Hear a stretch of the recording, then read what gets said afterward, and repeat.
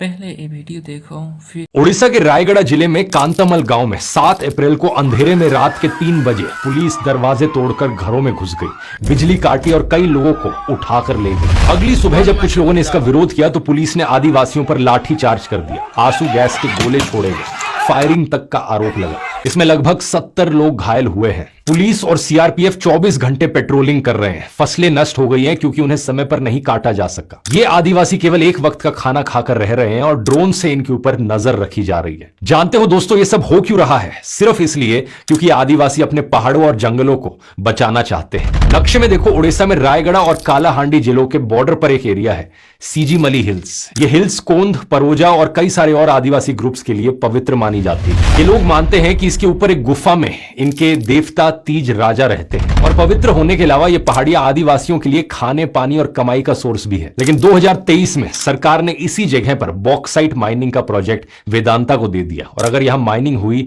तो पानी, जंगल, खेती सब खत्म हो जाएगा। अब सीजीमली पूरी तरह 5th शेड्यूल्ड एरिया है, यानी कॉन्स्टिट्यूशनली प्रोटेक्टेड ट्राइबल एरिया। तो यहां माइनिंग से पहले ग्राम सभा का कंसेंट लेना जरूरी होता है। लेकिन जानते हो ये कंसेंट कैसे लिया गया?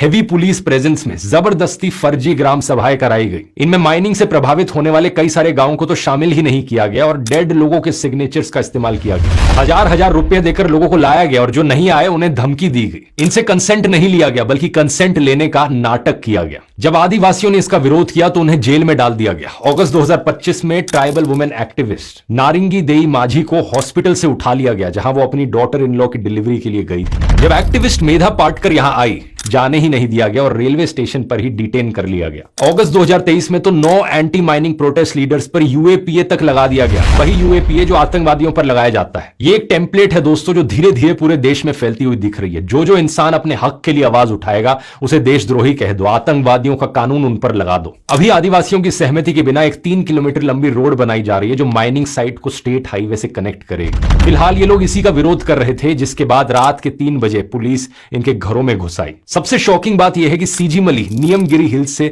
100 किलोमीटर से भी कम दूरी पर है। यहां पर भी कई साल पहले वेदांता के खिलाफ इसी तरीके से प्रोटेस्ट देखे गए थे और इसे लेकर 2013 में सुप्रीम कोर्ट ने जजमेंट दिया था कि माइनिंग पर अंतिम फैसला ग्राम सभा का होगा। सीजीमली में इसी कानून को खोखला किया जा रहा है और नियमगिरी में हारने के बाद सरकार और ये कंपनीज अब दूसरे रास्ते से माइनिंग करने की कोशिश कर रही है। इससे फर्क नहीं पड़ता कि आप माइनिंग के फेवर में हो या अगेंस्ट में, फर्क आपको इससे पड़ना चाहिए कि लोकतंत्र में लोगों की आवाज को किस तरीके से दबाया जा रहा है। आज ये आदिवासियों के साथ किया जा रहा है, कल ये आपके साथ होगा।